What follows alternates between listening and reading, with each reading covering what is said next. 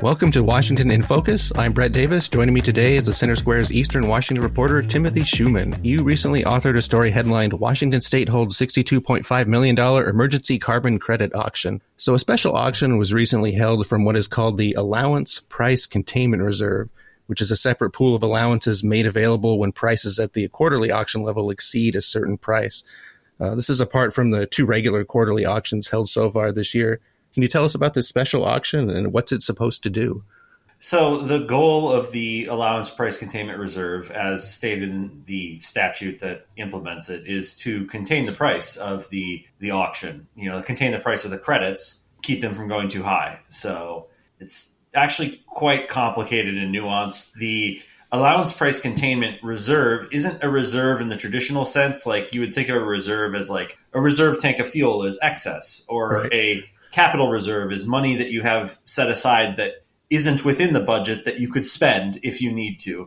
This reserve is already in the budget. The reserve comes from 5% of the carbon credits over the course of the entire 7 years of the implementation of the first phase of this plan. I see. And I should mention that the $62.5 million figure I mentioned at the beginning is if all the allowances were sold at this most recent auction.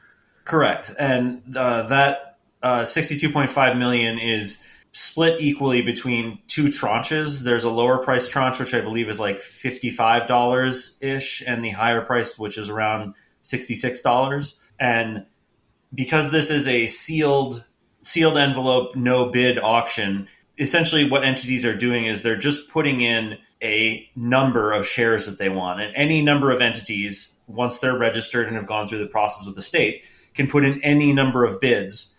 And once the number of bids for shares goes over the first tranche price, then you're bidding for shares at that second price. So you put in a share amount, not a dollar amount. I see. So your story mentions that these special credits have something of a drawback. Can you go into that a little bit of detail?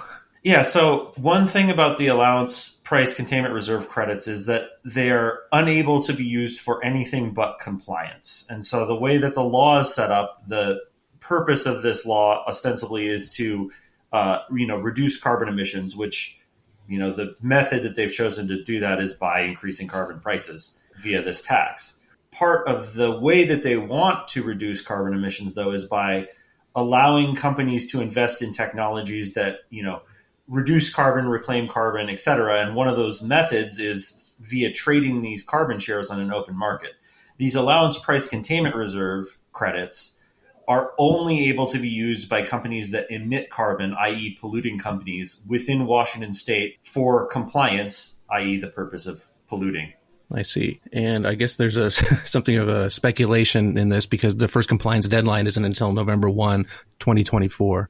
Yeah, so the spokesperson for the Department of Ecology, Claire Boyd-White, that went over all of this with me over a almost 2-hour-long meeting a few weeks back, basically said that she put forth this feeling of surprise that we were seeing prices elevate to this degree this early because the first compliance deadline isn't due for more than a year.